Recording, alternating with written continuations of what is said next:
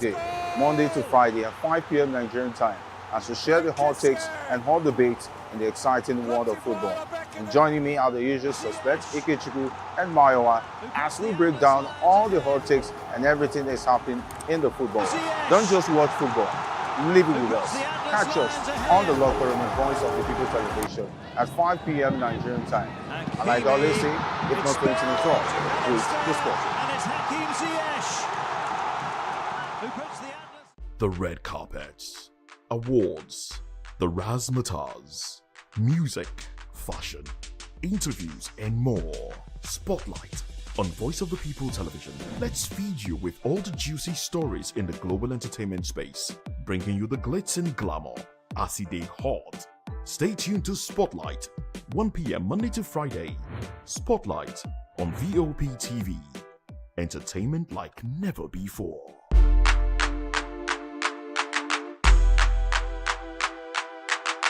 We encourage you to click on the like button and subscribe to our YouTube channel. We are Voice of the People TV. Also follow us on all our social media platforms. We are at VOP TV Live. Visit our website www.vop.ng for fresh and trending news. Also watch us live on SLTV channel 264. VOP TV, Voice of the People Television. In a world where power shifts with every headline. In a nation full of questions. In a world filled with noise, the truth needs a voice. The policies that shapes our world and the economy that determines our future. Every hour, every day, the grapevine keeps buzzing. And together, we are committed to telling the stories that shape our world, because your voice is our focus. Don't forget, our voice matters the most. Let us come together and share our concerns.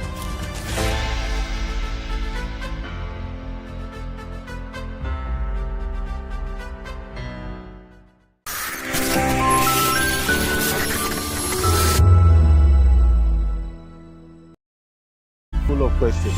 In a world filled with noise, the truth needs a voice. The policies that shapes our world and the economy that determines our future. Every hour, every day, the grapevine keeps buzzing. And together, we are committed to telling the stories that shape our world, because your voice is our focus. Don't forget, our voice matters the most. Let us come together and share our concerns.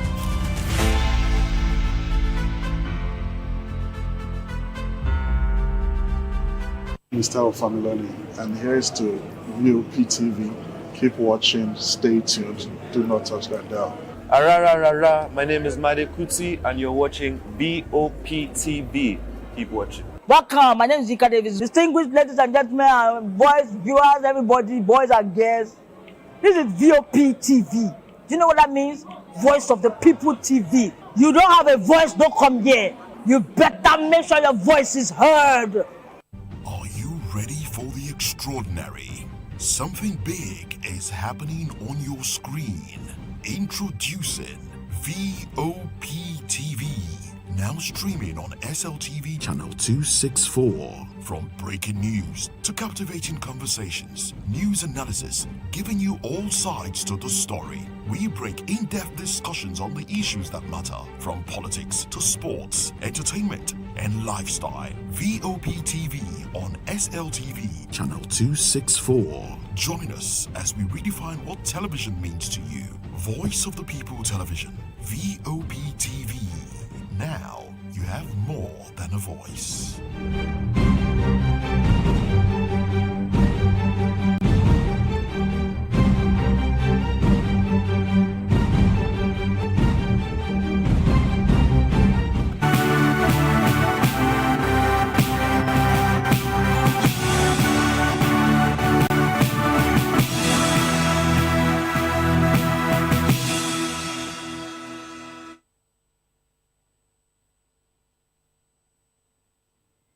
Well, hello and welcome to the Media News and Voice of the People Television. I am David Edwin. Before we begin the news, we would urge you to kindly visit our website. It's www.vop.ng for fresh and trending news stories. First, the headlines. Minister exonerates loans, blames 152 trillion naira debt on foreign rates adjustment reforms. Ayoku Amuka, others tie Nigeria's truncated growth on military incursions. NIPR backs federal government's $9 million propaganda spend. NBA former chief tax lawyers on judicial independence. Rivers Assembly cancels sitting over plots to remove Speaker. Federal government to ditch macroeconomic figures, focus on welfare. On business, NGX, DEG advance net zero transition for climate capital. In the world of sports, Super Falcons to face Zambia, Malawi, Egypt in WAFCON 2026.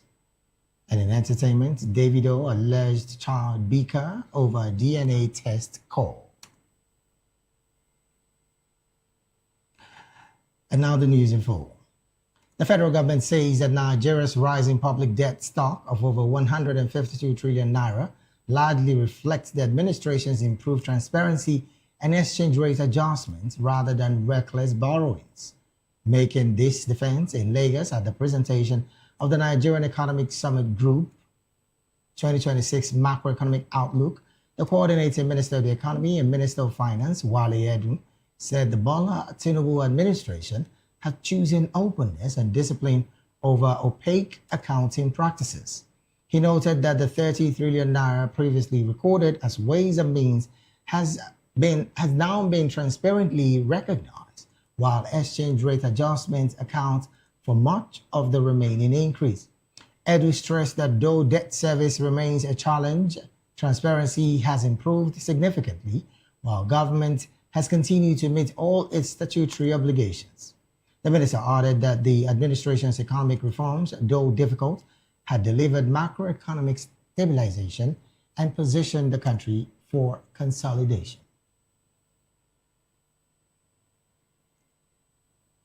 Still on governance, the Nigerian Institute of Public Relations, that's the NIPR, has adjusted and justified the federal government's engagement of lobbying services in the United States, insisting that it falls within the scope of legitimate public relations practices. NIPR President Dr. Ike Neliako explained during the official presentation of the first Nigeria Reputation Perception Index Report 2025 at the National Assembly Complex in Abuja that lobbying is a recognized component of public relations and should not be misconstrued as an illicit activity. He spoke against the backdrop of sustained criticism by opposition parties and civil society groups over President Bola Tinubu's administration's approval of $9 million contract for lobbying in the United States. Critics had argued that the expenditure was a misplaced priority at a time many Nigerians were grappling with rising insecurity, inflation, and economic hardship.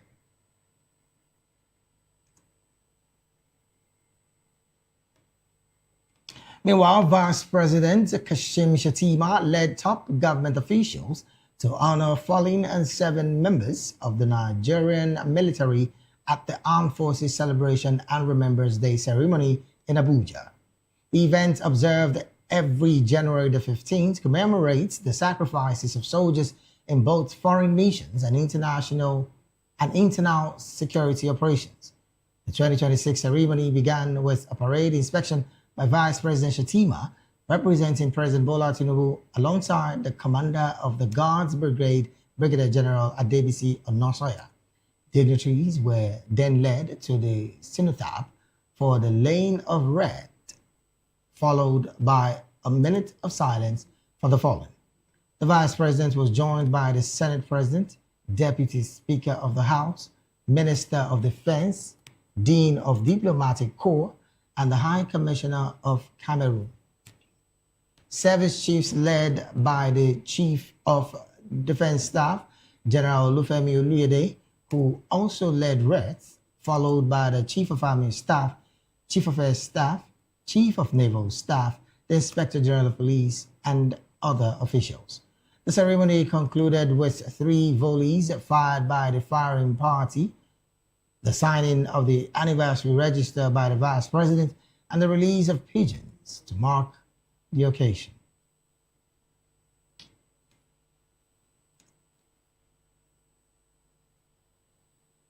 And in Anambra State, Governor Chukwuma Soludo has urged his youth from the Southeast region to end what he called self-marginalization and enlist in the Nigerian armed forces, as well as embrace their roles as co-owners of the Nigerian project.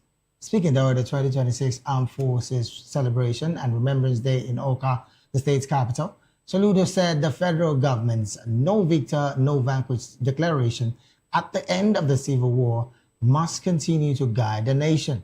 Soludo expressed concerns at the low level of enlistment of Anambra indigenes in Nigeria security agencies, describing the situation as a form of self-marginalization. He urged the youth to view military service as a platform for national contribution and a means of securing their stake in the country. He further paid special tributes to widows, widowers, and families of the fallen heroes, while commending the officers currently in active service, particularly those deployed in Anambra State, for their commitment to maintaining peace and security.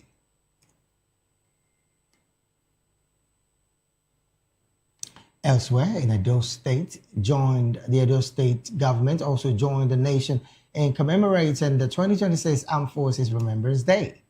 Government officials, security chiefs, members of the Nigerian Legion, and families of the fallen heroes gathered at the museum ground in Benin City to honor officers who gave their lives defending Nigeria. Our Benin City correspondent, Rhoda Johnny, has more in this report. Nigerians on Thursday marked the 2026 Armed Forces Celebration and Remembrance Day, with Edo State holding its ceremony at the Museum Ground, Benin City, to honor military personnel who paid the supreme sacrifice.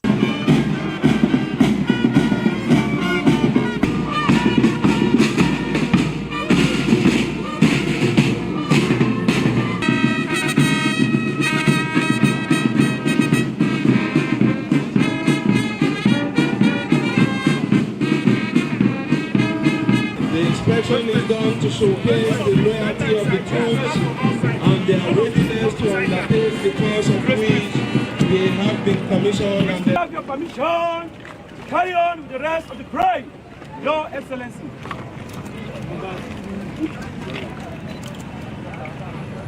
The event featured the laying of wreaths at the cenotaph, the ceremonial release of pigeons, a military parade, and interdenominational prayers attended by government officials, security chiefs, traditional rulers, members of the Nigerian Legion, and families of fallen heroes. Speaking at the ceremony, the Edo State Governor, the Speaker of the House of Assembly, the Commissioner of Information and Strategy, the State Chairman of the Nigerian Legion, and widows of deceased officers paid glowing tributes to the fallen heroes and called for improved welfare and sustained support for serving and retired personnel. We are here to honor them today, and I believe that their soul is resting in peace.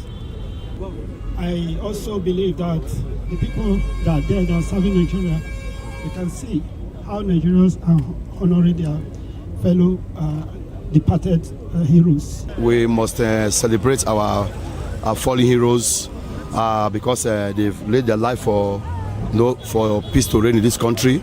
All I will say today is to commiserate with the family and say, may their soul rest in perfect peace. People recognize that the importance of this day and they turn out to pay their last respects to our fallen heroes. It means a lot.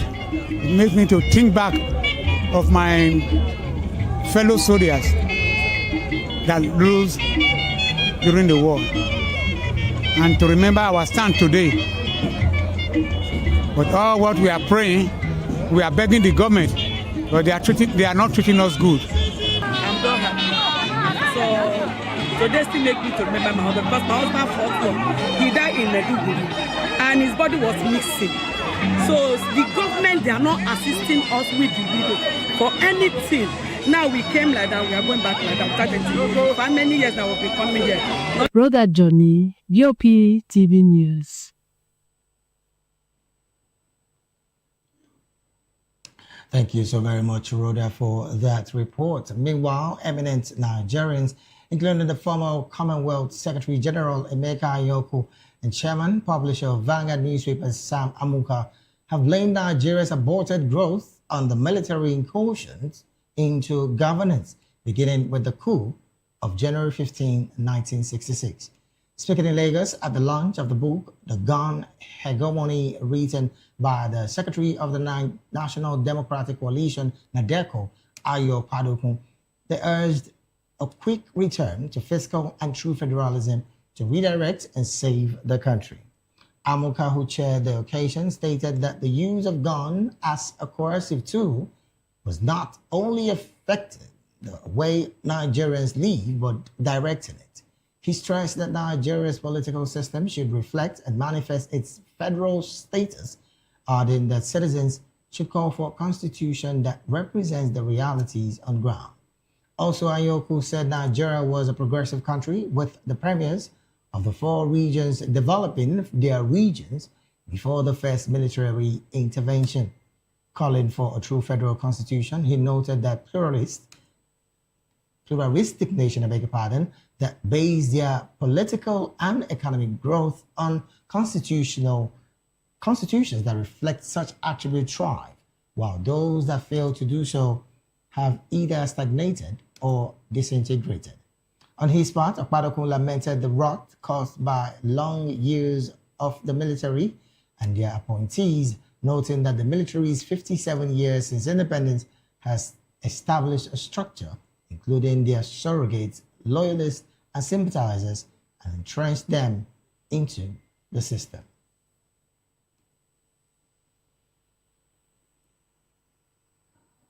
And to some legal matters now, Justice Chizoba Oji of an Abuja High Court has struck out an alleged defamation case against Kogi Central's Senator Natasha Akpoti-Duan, filed by the federal government.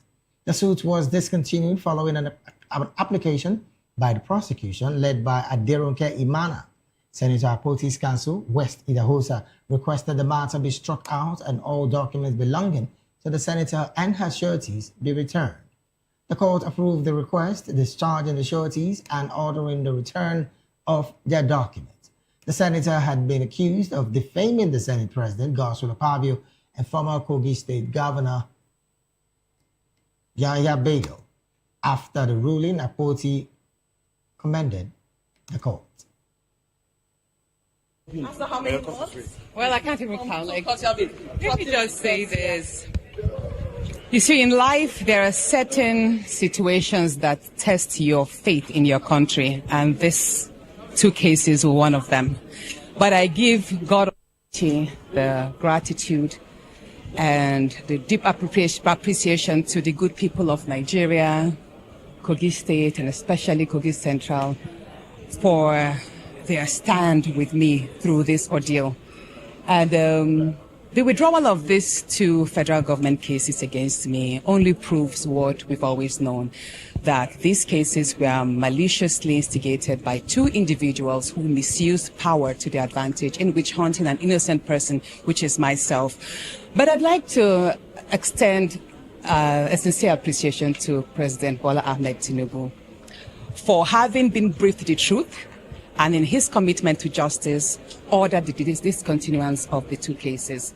So finally, I appreciate my husband, my beloved husband. Thank you so much, my love. Come forward.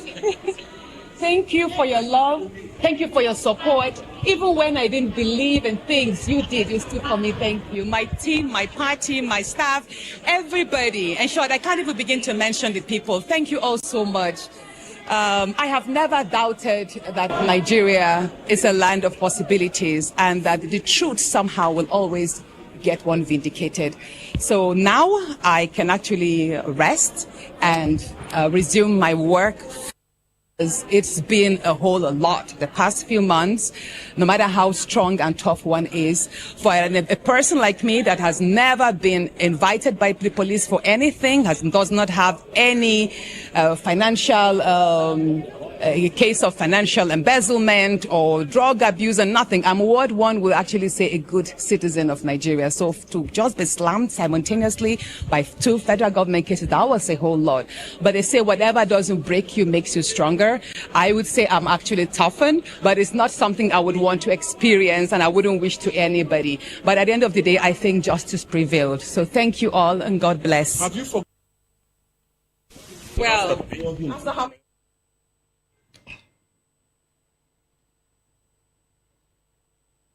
Moving on to other stories, a former chairman of the Abuja branch of the Nigerian Bar Association, Afam Okeke, has urged lawyers to defend judicial independence to restore public confidence in the institution. Speaking in Lagos during the Gani Fahimi annual lecture, Okeke said the late Fahimi embodied the very soul of integrity, courage, and justice in the Nigerian legal profession. However, he lamented that many Nigerians no longer approach court judgments with confidence but suspicion, noting that some court decisions are often influenced by politics. Warning that unethical legal practices were becoming normalized, he stated that when people lose faith in the court, the rule of law weakens and the society becomes vulnerable to self-help. Okeke said, according to him, abuse of court processes, frivolous injunction, forum shopping, and deliberate delays have increasingly become the strategy rather than misconduct. Moving on to members of the Rivers State House of Assembly has called on Speaker Martin Amuohele to reopen the chambers to allow lawmakers resume impeachment proceedings against Governor Siminalayi Fubara and his deputy, Professor Ngozi Odu. This follows a shift in position by 4 lawmakers who had earlier canvassed a political solution to the crisis in the state, but have now rejoined the impeachment process. Barile Nwako, who represents Kana Constituency 1, and Emilia Amadi of Obi Akpo Constituency 2, told newsmen that they have abandoned their earlier preference for political solutions and were now ready to move ahead with the governor's impeachment. The House, which was scheduled to reconvene on Thursday, had failed to sit.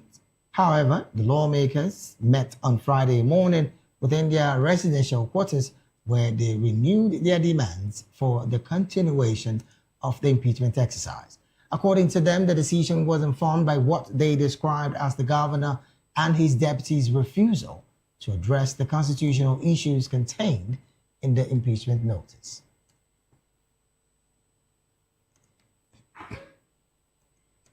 You're still watching the midday news right here on Voice of the People television.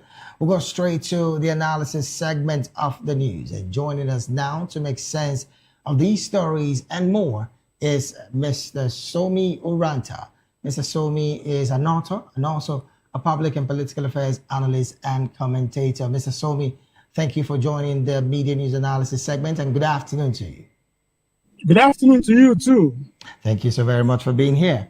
Also, I understand we have Opeyemi Benjamin joining this conversation as well. A very good afternoon to you, Mr. Opeyemi Benjamin.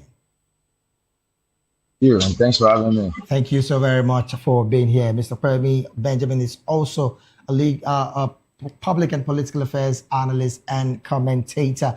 Let me start off with you, Mr. Somi Uranta. Interestingly, I don't want to call, well, a lot of people call it the River Gate, but I want to call it the impeachment saga of Siminalayi Fubara, where some lawmakers, again, have called on the Speaker, Martin Amuohele, to reopen the chambers to allow lawmakers resume the impeachment proceedings against the governor and his deputy, of course. But first, what's your position with these conversations? These same lawmakers clearly did ask for a political solution with their fellow lawmakers, but now they're changing their decision owing to the fact that they said the governor and his deputy have failed to do what is right. I'm trying to paraphrase what they've said in the case for this impeachment. What's your position with this, Mr. Somi Writer? This issue of impeachment has come severally in the life of this government, this administration of Siminala Ifubara, the governor of Rivers State.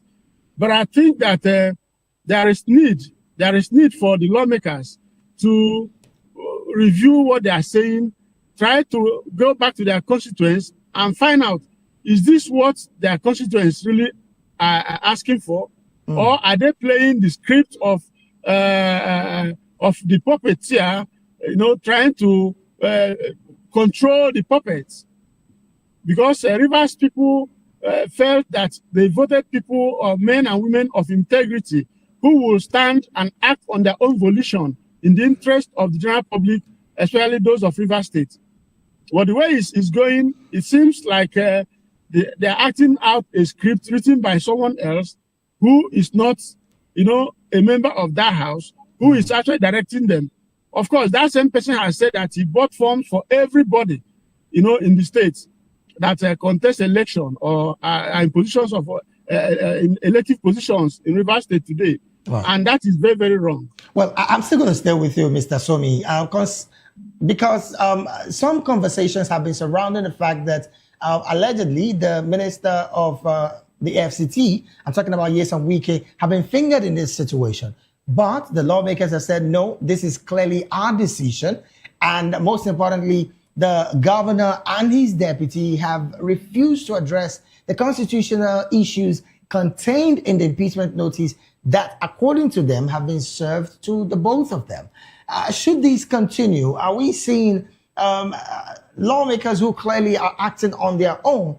And then the big question, can Siminala Ifubara be impeached based on the fact that he has pitched tent with the ruling All Progressive Congress?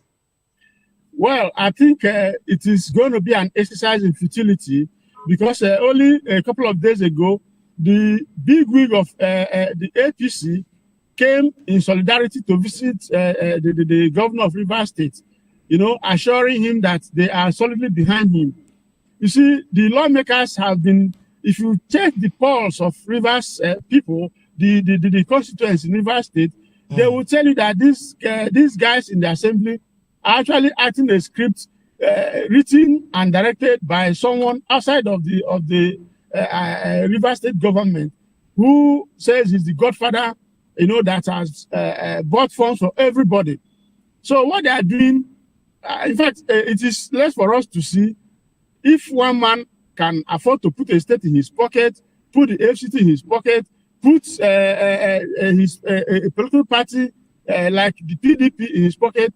If he can afford to also put the APC in his pocket, then it will go down in history as, the World Guinness Book of World Record as the one man who is able to control all these whole agencies, of government in his pocket. All right, then. Well, let's take this conversation to Mr. Kwayemi Benjamin, who is still in this conversation. Well, first off, let me start off from the path of a politician that you are. And some have said they cannot separate godfatherism from politicians. And again, what we see happen in Rivers State is something that a lot of persons have questioned. Aren't these people elected lawmakers from a constituency who are supposed to be looking out for their constituency and making sure they sit on policies and make policies that would benefit the people, but rather go on a fight that some have tagged almost impossible to win? What's your position with this conversation, Mr. Ben? Unfortunately for Nigeria, where we have found ourselves isn't a good position, because our politics actually remains in the hand of godfathers. And then if Nigeria and Nigerian people as a whole cannot redirect the narrative, they cannot change the story, our lives will be the pawns in the hands of politicians. because apart from River State, it's happening in Lagos. People in our houses of assembly, they are nothing but puppets to godfathers. They are not representing anybody. That is why the wish of the godfather will remain in the system. Now, taking for instance, what's happening there happened in Lagos. Look at when the State House of Assembly of Lagos State, when they suspended the Speaker of the House. When they suspended the Speaker of the House, their godfather recalled and told all of them to reinstate the Speaker, and they had nothing. For the first time in the history of Nigeria, you see a lawmaker of a state. Desmond Elliott was crying before the television. They are babies, and I can't imagine a state having babies as lawmakers in the state. They cannot make any law that favors the state. Now, what's happening in River State is also another bad signal to our democracy. It happened, and it's just happening everywhere. Lagos is the beginning of this thing. And we need to know that if it keeps spreading because the Lagos man had become the president of Nigeria, and the virus will spread round. Now, so some concerns, I'm still staying with you, Mr. Benjamin. Some concerns are being raised about how much our elections have become, how expensive our elections have become, how expensive our political office seats have become. I mean, you know for a fact that to contest even as a lawmaker from your constituency is going to cost extremely high. But the question about independent candidacy is another conversation. Is Nigerian democracy truly ready for independent candidacy? And then is our political landscape fully ready and open for these kind of conversation? Okay. We cannot, at this moment, Nigeria cannot have independence candidacy. And even if we have independence candidacy, it's just an effort to futility, because the establishment has been enshrined in so much shenanigans that nothing can still work at this moment. The people who want to flush the state of corruption, of misappropriation, are the same people at the helm of affairs. It means that we cannot have a good system in Nigeria if we keep having them in system. How do we have a lawmaker making law, proposing a law that we should have independent candidacy, when that lawmaker himself knows that truly, if elections should go the right way in this country, they are not fit to be lawmakers. They cannot win a street to talk of a whole. Now, coming down to being having expensive election, there's nothing expensive in our election. Number one, what is expensive that I have seen so far? The INEC fee is so expensive. They have made the form for the people so that politicians, the money bags, will be able to pay, and the most influential young people in the streets that can canvass and walk around the streets, speak to people, would not be able to have about 3.5-4 million naira to buy from party. Meanwhile, INEC isn't giving them that much to the party. Another part that make elections so expensive is poverty is on the increase in Nigeria. So when Nigerians see you contesting for an election, they want to ask you for money because they are hungry. And then what they will just want to do is, when they come to street, the politician will offer to give you rice and indomie. They will go and buy a lot of bags of rice and come and supply Nigerians so that they can buy their conscience. It's not an election that is based on issues, but barely. So Nigerians need to work against all these things. In other words, the political elites have, in your words, weaponized poverty to the point where individuals and Nigerians cannot make any sane decision. Poverty is the weapon in their hands. Yes, you're correct. Well, quite unfortunate. But the big question I want to ask you is, should the lawmakers in River State continue with this impeachment process? Are we most likely going to see the ruling party candidates in River State being impeached? Well, do not forget, they will continue as long as their godfather wants them to continue. They will continue as long as they want to continue. And they will continue if the governor isn't willing to dance to their tune. It happened in Lagos during Ambode, and they decided to let it go, that, oh, he's not coming for second time. let's just make this one, send him off. And they did the same thing. They are replicating the same thing in Rivers State. Even during Ambode, we remember that the State House of Assembly started revealing the shortcomings of Ambode, telling the world that Ambode did BRT bus stops. Each bus stop cost about 15 million naira for each bus stop. And they started revealing why they must impeach him. A lot of secrets came out. So the same thing is replicating itself in Rivers State. And then if the governor cannot stoop to conquer, I think the House will continue. But as it is, I don't think this will go too long. They will find a way and they will find a compromise within themselves. All right, then. Let's jump to another conversation. Mr. Somi, I want to come to you on this. The federal government has said that Nigeria's rising public debt stock of over 152 trillion naira largely reflects on the administration's improved transparency and exchange rate adjustment rather than reckless borrowing, like some other opposition figures have said. But making this defense in Lagos, the Minister of the Economy, the Coordinating Minister of the Economy and Minister of Finance, Wale Edu, has said that the Bola Ahmed Tinubu's administration has chosen openness and discipline over opaque accounting practices. What's your position with this? Now, not also forgetting the fact that headline inflation rate yesterday was around 15.15% in December 2025, down sharply from a staggering 34.8% recorded in December 2024, just 1 year down the line. Should we be rejoicing with this level of openness and discipline, like the Minister of the Coordinating Economy is saying, or should the realities of the market be something of major concern for both the minister and, of course, the administration in total? Mr. Somi. You see, the problem with Nigeria is that there's always a lacuna between the theories and what's happened, what's obtainable in reality. You know, when you go to the market, all that has dropped is actually maybe the price of rice, which, of course, the government gave some waiver so that they can import rice or flood the market with rice. That's why rice could sell for about 50,000 and thereabout. Look, if you say things in 2023, it was lower.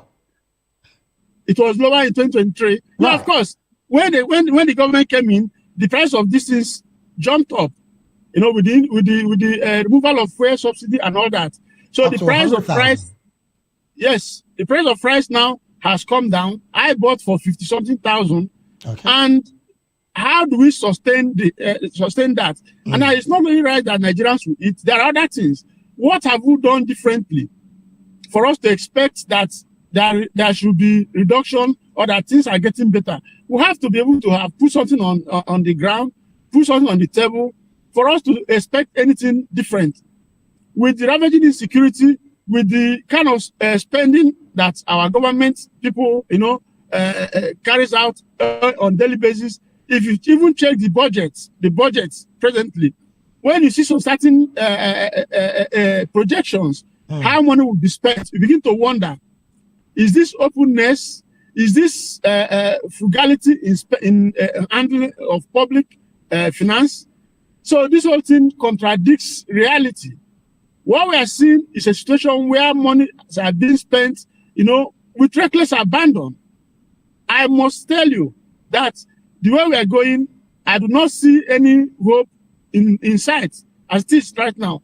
But we can do better if people in government will begin to, you know, make budgets that are realistic. We begin to spend money where the money is most needed, prioritize our needs, and not to just be spending money without taking into account how it impacts the society, how it impacts the average Nigerian on the streets. That's the area we must concentrate, and not these highfalutin declarations that we have been transparent and all that. All right, I've not seen the transparency. I'm still staying with you, Mr. Somi. Concerns also have been raised about the fact that the Minister of the Economy also did stress that debt servicing remains a challenge.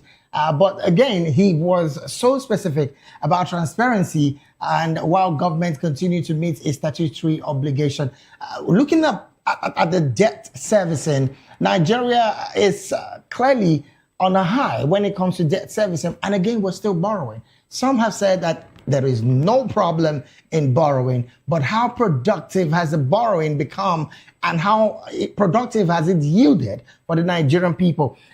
Month-on-month inflation stood at 0.5%, just in a bit lower than what we had in November, which is 1.22%.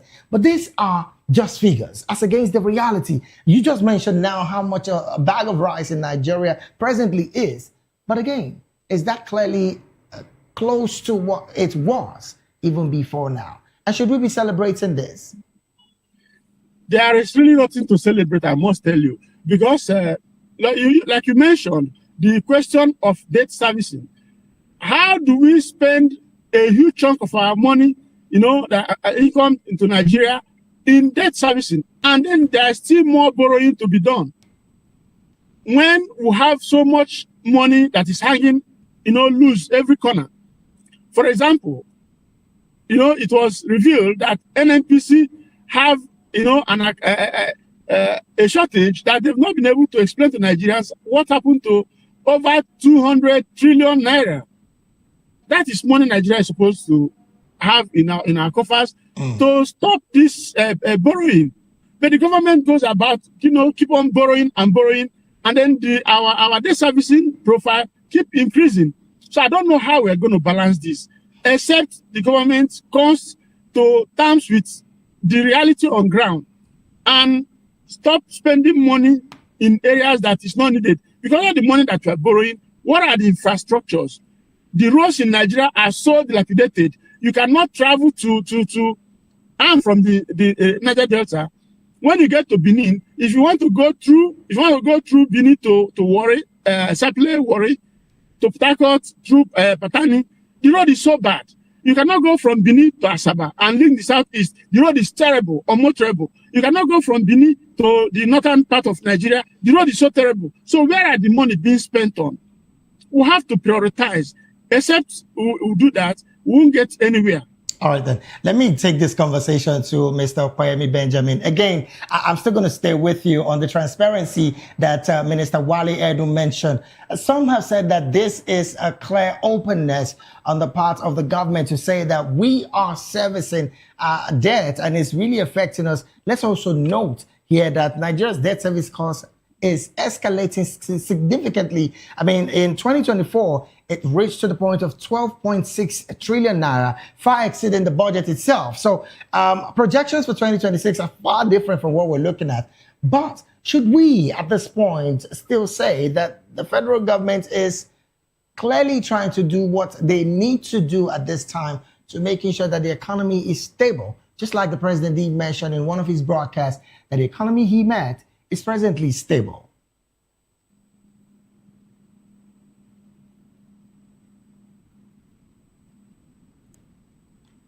Oh, I understand that Mr. Opeyemi Benjamin is out. Well, Mr. Somi, I don't know if you heard the question. I need you to chime in on what I just asked right now. Should we again, at this point, be saying that the Nigerian government is trying so hard, as much as it can, to stable the economy, just like the president did say that the economy he met on ground is presently stable? Well, I think that is something that is doable. But so far, we have not seen in practice that a good effort, is being made towards stabilizing the economy. In the sense that there is still a lot of volatility. If you check the petroleum sector, where you see the prices jumping back and forth, you see the dollar, small time it will gain, naira will gain a little value. At another point, it will go down again. These are the indices you use in comparing if there is actually stability. So far, there is nothing to cheer about, nothing to clap for or applaud. The thing is that the government must prioritize. We must prioritize and spend money where the money is most needed.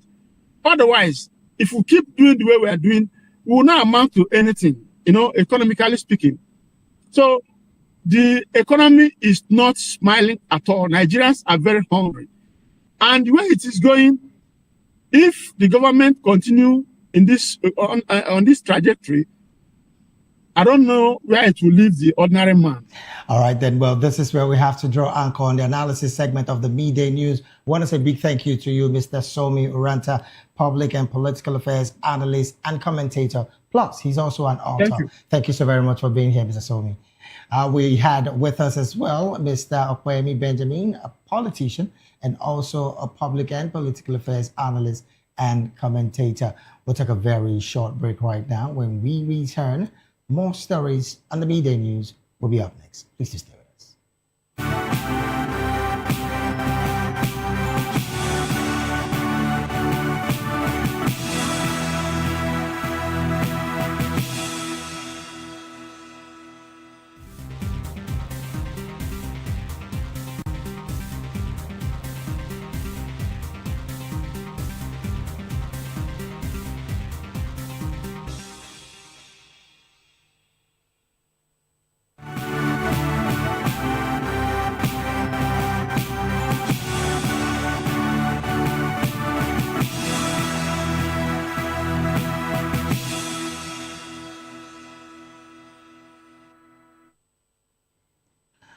Glad to have you back. It is still the Midday News right here at Voice of the People Television. Now to more stories. The medical doctor kidnapped in Auchi, Edo State, Dr. Tahir Abu, has regained freedom from after his family reportedly paid a ransom of 50 million naira. Abu and his younger brother were abducted on January the 2nd from their residence along City Pride Road at Igbira Camp, Auchi, but the brother was killed. The Edo State Police Command Public Relations Officer Eno Ekiodem has also confirmed the victim's release. According to their father, the ransom, which was raised through a combined effort of family, non-government organization, friends, and well-wishers, was paid in 2 tranches of 20 million naira and 30 million naira before his son was released on Wednesday morning. He disclosed that his son was grazed by a bullet, but was already receiving treatment at the hospital. Moving on, concerns are growing over the quality of healthcare delivery in Nigeria as allegations of medical negligence continue to dominate public discourse. The outcry follows several high-profile incidents, including the reported death of a son of author Chimamanda Adichie in Lagos and cases in Kano where surgical items were allegedly left inside patients, rekindling a national debate over the adequacy of existing oversight. Medical practitioner Dr. Charles Adiogun says weak accountability, poor working conditions, and overstretched health workers are putting lives at risk. Our correspondent, Onyeka Ogolo, has more in this report. The rise in over-reported cases of medical negligence across the country, with experts pointing out to pressure on health workers and weak accountability in the health system. Medical negligence refers to when there is a drop in the quality of care that patients receive from a health professional. So when they get below that standard and the consequences of harm that comes to the patient, medical negligence. Dr. Adeogun says many health workers are outstretched, making it difficult to give patients the attention and follow-up care they need. So basically, there are lots of factors that may be responsible for this. Like you rightly said, we have shortage of health professionals. You have them being overwhelmed and overburdened with long hours of work. You have poor infrastructures, poorly equipped facilities. And then also, I think to a very large extent, when you have a shortage of doctors and they are attending to a large population, you know, the quality of care drops. He's calling for urgent reforms, including better working conditions and stronger oversight of medical practice. Some of these things can be curbed by making sure that there's better work conditions for health practitioners. And then we also think that, like we said, the government should make sure facilities are well equipped. And we think that new agencies should crop up. New agencies, you know, that would work in such a way that they would implement a medical legal course, meaning that when cases of mismanagement, malpractice, or preventable deaths occur, these agencies will be, you know, they will have the regulation or the ability or the capacity to be able to investigate these cases and making sure that these cases are thoroughly investigated, and anybody that is indicted, any professional indicted of negligence or malpractice, there will be real consequences, and these consequences will be laid out. People will lose their licenses, hospitals will be closed down, people may go to jail, heavy compensations will be paid, because you may really need to take this strict path for us to enforce what we really want to enforce. And these agencies may just consist mainly of medical professionals and legal professionals working hand in hand, investigating cases that have happened, like the recent occurrences, making sure that once you go deep into those investigations and you truly find out that at some point there was a gap in the care, or there was delay in action, or there was negligence or malpractice of any form, then the agency should swing into action. The medical practitioner also urged patients to be more informed and actively involved in their healthcare decisions. A lot of people should be able to ask questions. It is your right to know about your health. It is your right to know what surgery you are going into or you are scheduled for. It is your right to know what the process is all about. It is your right to ask, okay, this surgery, what is the recovery rate? What is the recovery time? And then, have a clear picture of what is going on, because that helps you to be able to know what you are going in for. And then, of course, there's a consent that is signed before every procedure. I am Monica Golo, reporting for VOP TV.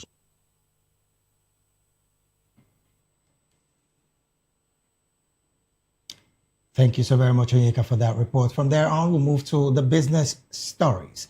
The Nigerian Exchange Group, partnering Germany's Development Finance Institution, DEG, and Africa Foresight Group, AFG, says it is intensifying efforts to help Nigerian companies strengthen climate commitments.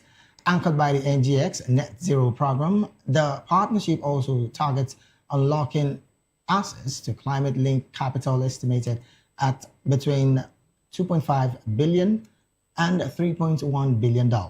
According to the organizers, the initiative, which was unveiled at the NGX DEG CEO Roundtable in Lagos, is designed to improve corporate climate disclosures, support net zero transition planning, and position listed companies to meet global investor expectations.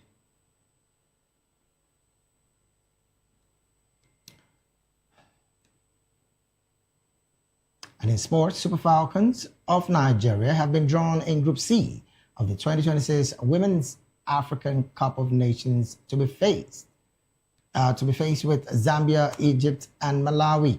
The draw ceremony took place in Morocco on Thursday, with the tournament scheduled to run from March the 17th to April the 3rd. The Group C matches will be played at the Labri Zoli Stadium in Casablanca, Morocco. The Super Falcons, who are the defending champions, will face Malawi for the first time in the history of the tournament, while Egypt, a regular in the competition, completes the group. Nigeria will also be targeting the record-extending 11 WAFCON title at the Morocco event, also which will feature a total of 16 countries for the first time.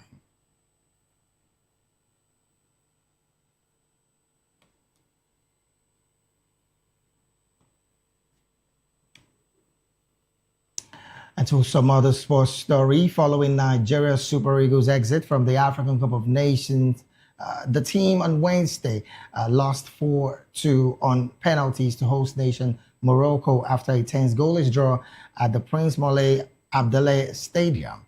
The semi-final encounter remained evenly contested over 120 minutes, although Morocco dominated the attacking spray, recording 16 shots to Nigeria's 2.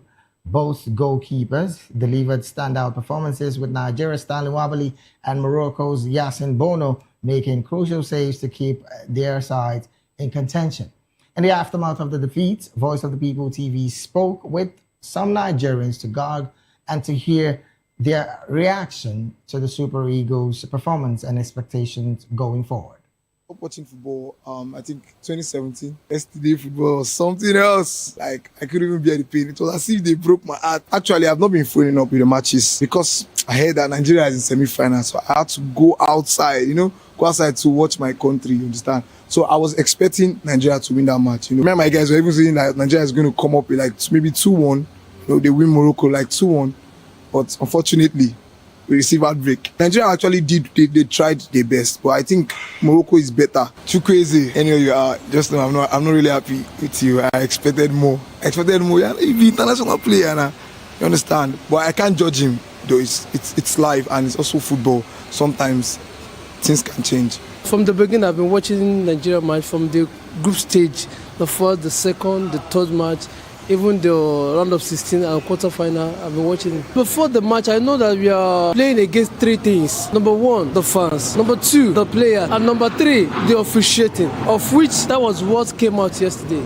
I gave Nigeria to win at least 1-0 because it wasn't going to be easy. I felt bad. But Chukwueze, I don't know what happened to him. Please, he should not come back to Nigeria again because that was uncalled for. I don't expect such a penalty from a high-profile player like Chukwueze. Pick a boy from here in Oshodi here. They can't even play that kind of penalty. Don't talk of Chukwueze that have toyed the whole world playing football. That yesterday aftermatch was kind of tough and also a mind-blowing match. So I'm not gonna lie for you. Me, I know they like watch match, but I have to watch that one. And unfortunately, those people fall my hand. The match was successful. We played draw. Okay, getting to the penalty stage. I'm supposed to put body for that ball. The way they played in the penalty, it's so annoying. Imagine the person as if you are throwing a banana to a monkey. That's the way it is. If you had played and the thing hit the bar, it would have been another thing. Or play up. As I'm not a keeper, I can catch that kind of ball. You see this match yesterday, this Nigeria-Morocco. I don't thought I must wash out. Because of this thing, I don't enter house on time. I got wait that time reach. I watch this match. Watch first half, I hope say second half go tall. Second half, they fall my hand. As I enter PK, man, like for you, I go out. So I don't watch that match again. I just stand up where I did. They go. I say, I don't know. After that second half, you see anything PK for Nigeria matter. Nigeria don't lose this match. We are not going to the World Cup. This is the right position, and this is the time that Nigeria is supposed to prove themselves and get this AFCON Cup. I was very annoyed on this. The AFCON yesterday, they tried, but they do not put their best. What I want from them, they do not put their best. Because in terms of penalty, you can see what Chukwueze just played. Chukwueze just delivered this ball to keeper.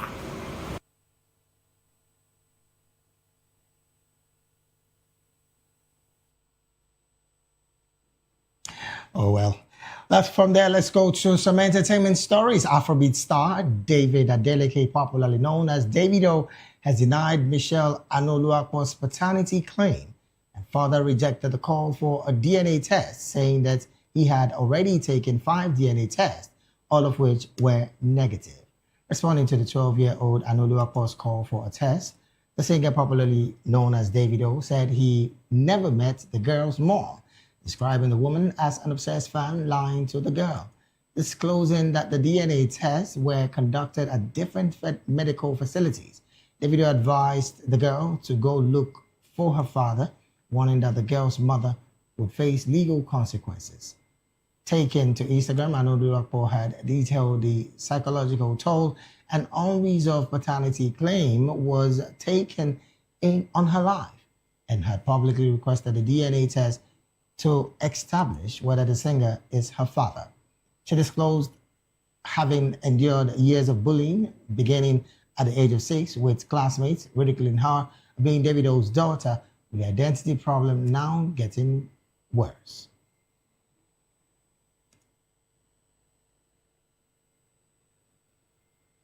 And with that particular entertainment story, we've come to the end of the midday news right here on Voice of the People Television. Do want to subscribe to our YouTube channel. On YouTube, we're at Voice of the People TV, and on all other social media platforms, we are at VOPTV Live. Thank you so very much for being a part of this broadcast. I am David Edwin. Do have a good afternoon.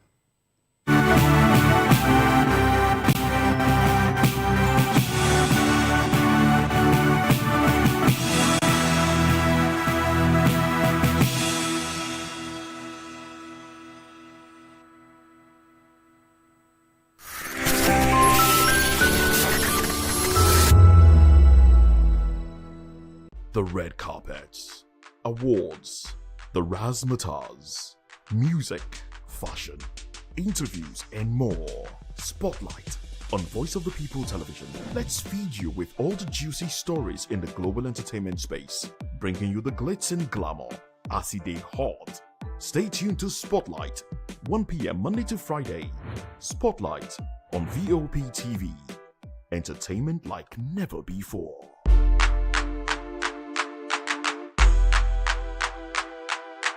Behind every broken desk lies a broken promise. Education shapes the nations. But who is asking the right questions? Introducing Edu Dialogue, the show that goes beyond the surface, exposes the cracks, the corruption, and the silence in Nigeria's education system. Edu Dialogue, Saturdays, 3 p.m., only on VOP TV. We break the biggest stories, from missing funds to policy failures. We ask the tough questions and demand real answers. Edu Dialogue, this Saturday, 3 p.m. on Voice of the People Television. To know the happenings in the maritime sector, join us on the program Maritime Frontiers on VOP TV as we discuss key areas in the maritime sector, from aquaculture, maritime transportation, maritime labor regulation, oil and gas exploration, ferry and passenger insurance, marine pollution and prevention, port operations, and lots more. Maritime Frontiers, exploring Nigeria's blue economy.